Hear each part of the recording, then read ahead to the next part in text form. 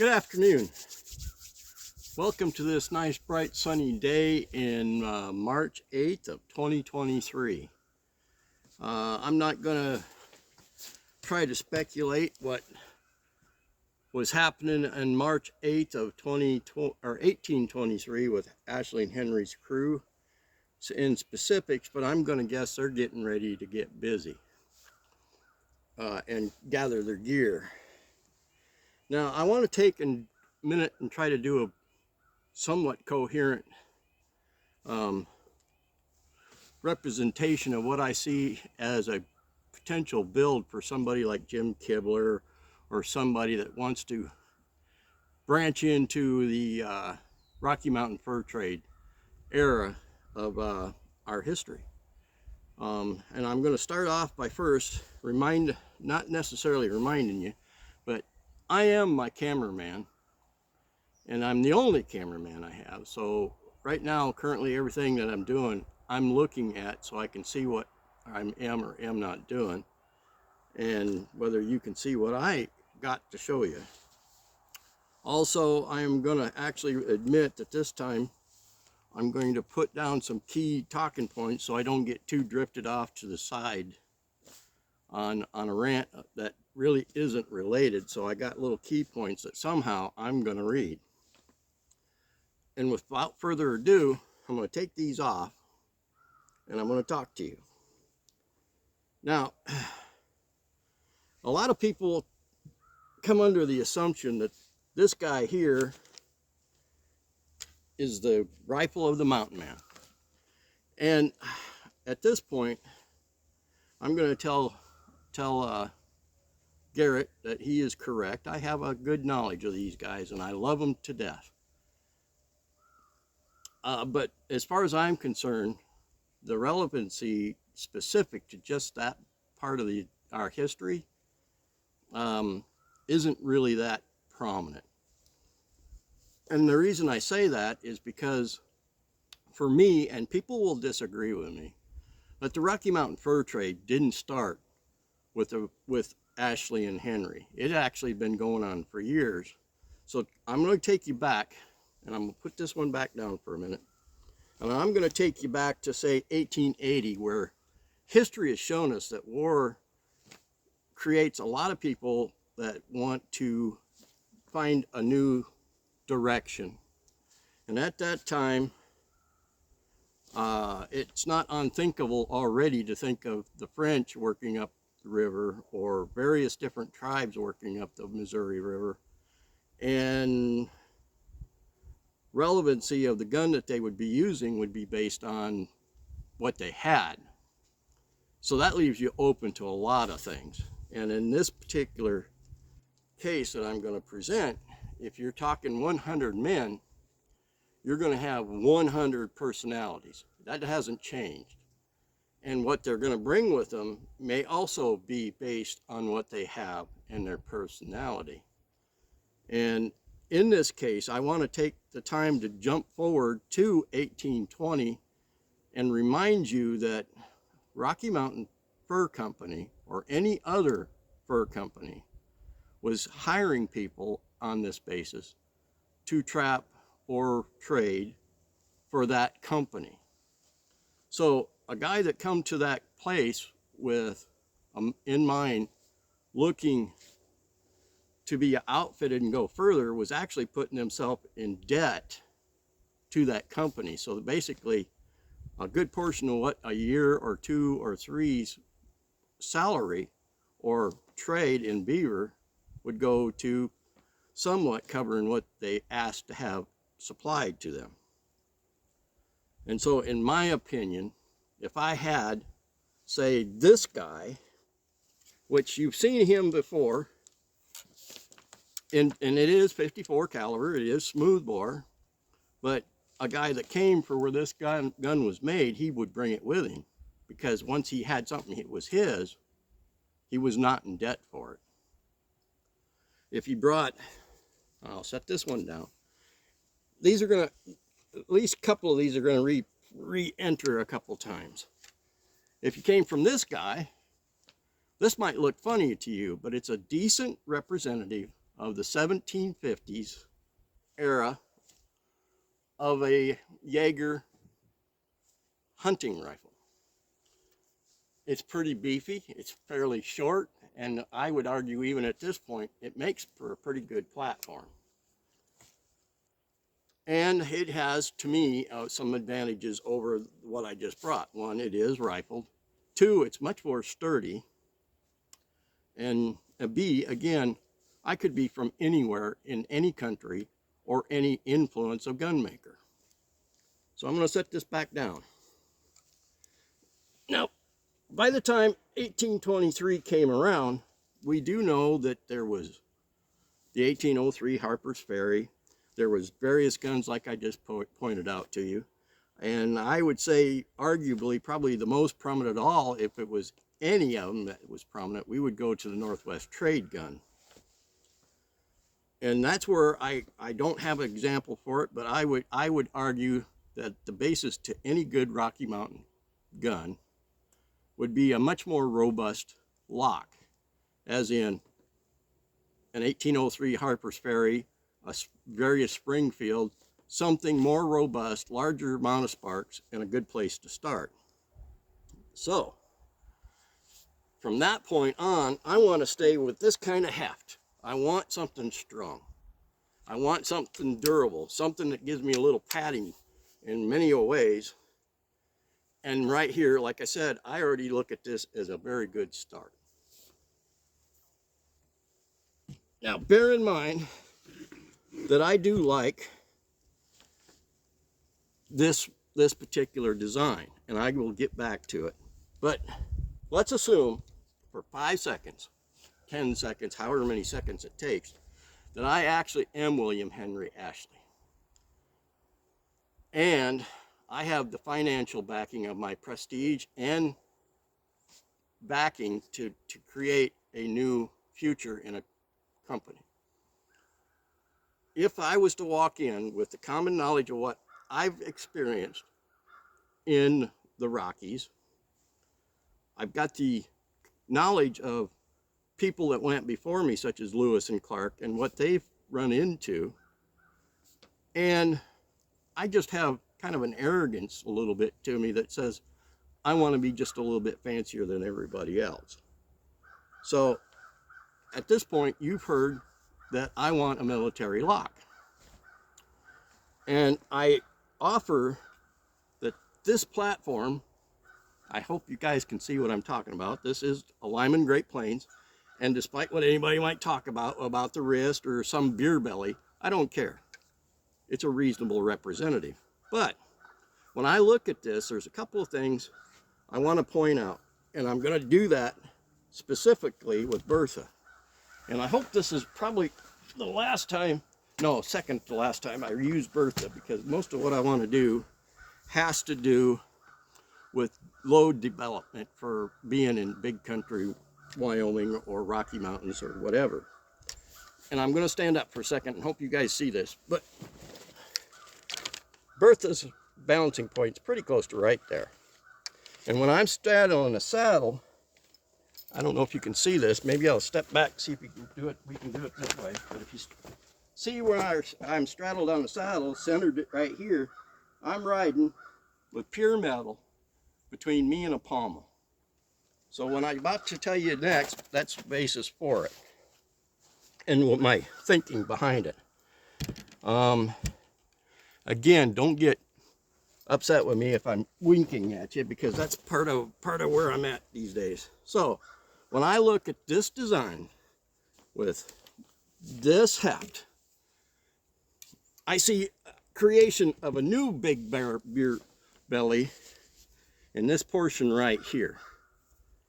But I want this to here to be extended to here, so that there's nothing between me and a saddle but a large space of wood. Now, at this point, I can taper it off just like I would any other Hawken, or I can taper it off and extend to the end of the barrel, the difference being a 2-pin system and a 3. Because I still want to maintain that hook breech. I'm sorry, it's going to be me. that hook breech ability to break it down. So I think you're starting to get the picture. At this point, there's a couple of key features that I want to bring out, and I am winding down on my presentation a little bit, is something like Bertha had one Achilles heel, and it was right here. This wedge pin was more prominent in my saddlebag for extras than horseshoe nails were, because it easily would pop out. In this case, this one's not quite doing what Bertha will do, but it'll pop out, and next thing you know, you're 20 miles or 10 miles or whatever down the trail, and you realize you don't no longer have a wedge pin. And how you gonna find that and retrace your steps, or would you even bother? So I always had 3 to 4 extras in my saddlebag. I want to eliminate that. I want to go back to a military, I already mentioned military thing, of a wedge pin that has got the center slot in it and self-retaining, so that when you drop that barrel, take the it out with the breech hook, the pins always stay with the stock. And there's 2 reasons for that, and that's where I'm going to go to next. Again, I'm going to go back. You're going to assume that I'm Ashley Henry and I'm kind of full of myself, and I want the best of the best.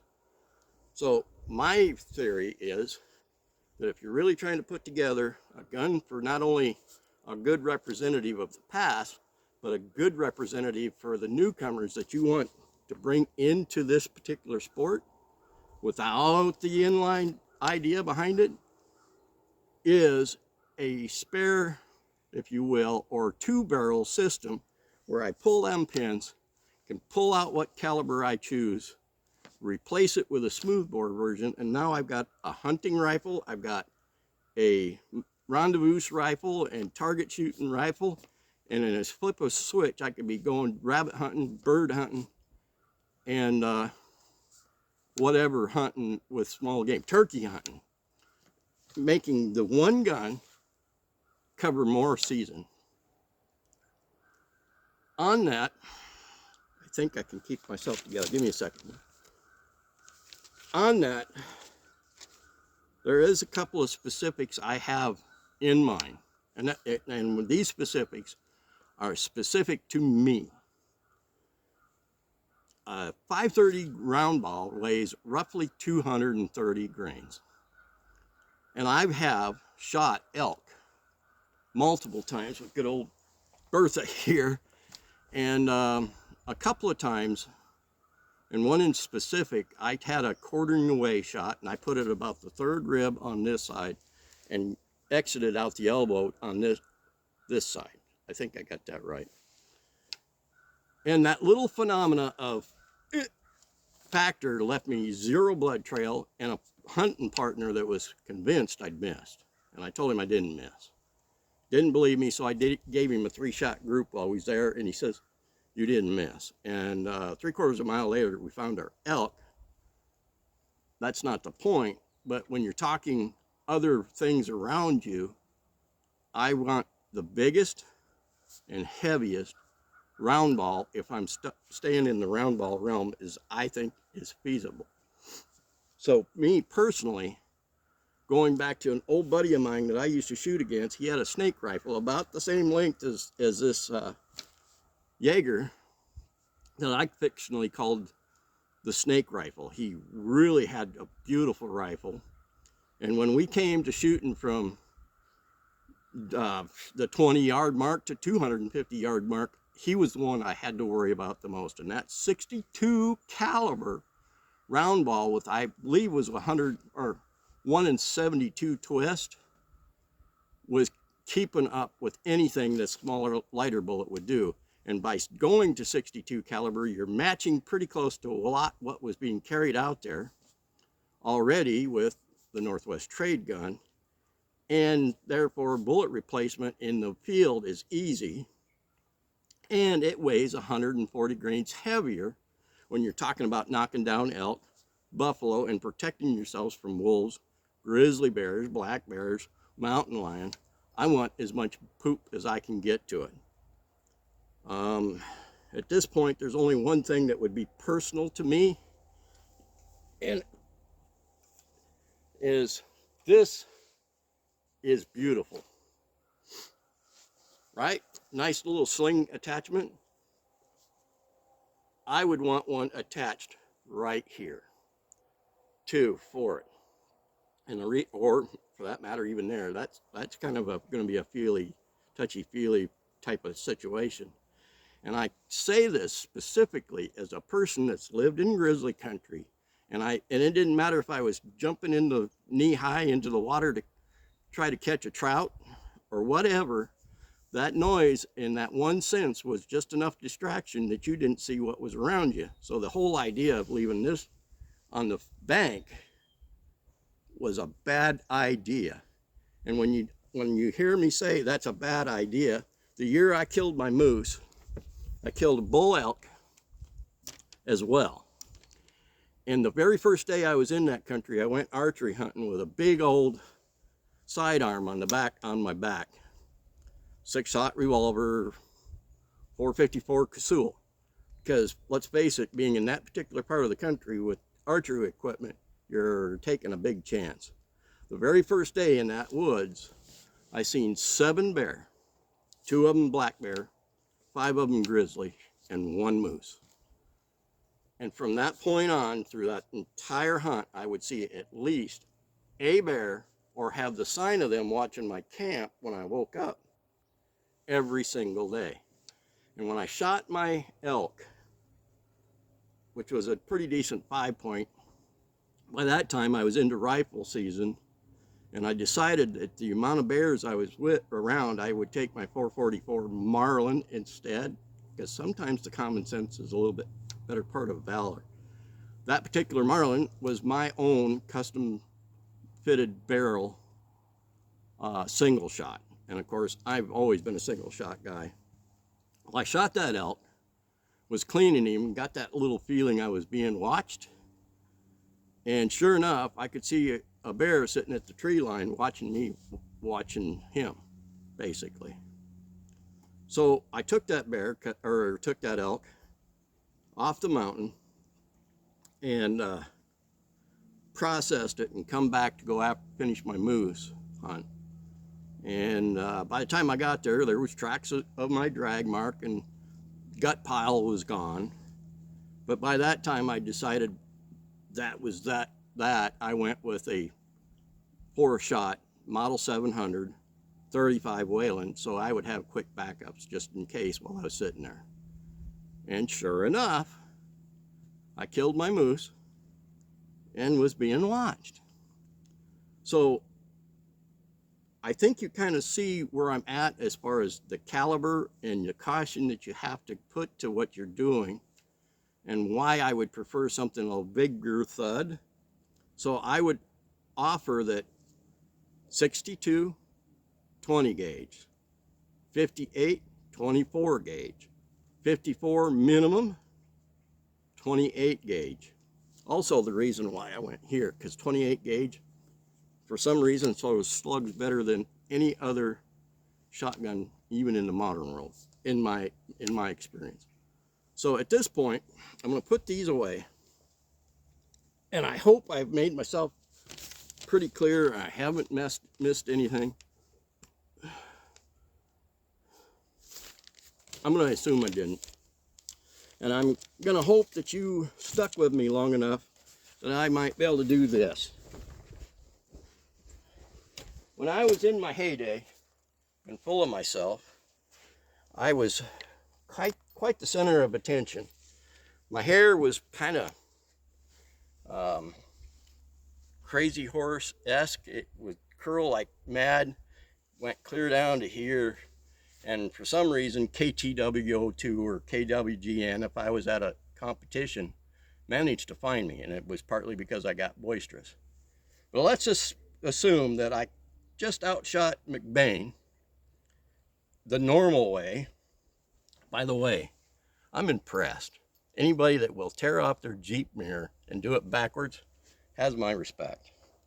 But let's say I did beat him, and I would turn to the crowd in that camera and go, wow, I'm a Rocky Mountain man, I am, and I got the most powerful rifle in all the land. If you don't believe her name is Bertha, and by God, she has 4 ways she can put you under on a Sunday. The first way is she speaks with such a thunder that when she goes off at the drop of the hammer, she will put your heart to a stop. And if that don't work, smoke inhalation will get to you. Then you got infection or lead poisoning, which is the worst. But if my eyes is good as she is, I do say that the other 3 don't matter at all. Now, I told you that story because I like to have fun with what I do. It's a yarn, and in my opinion, the basis of a great yarn. There's a lot of BS, and there's some truth in that. And I told you this story specifically because I had a friend of mine that I always affectionately referred to him in my nickname sort of way as 2.5 Be Better.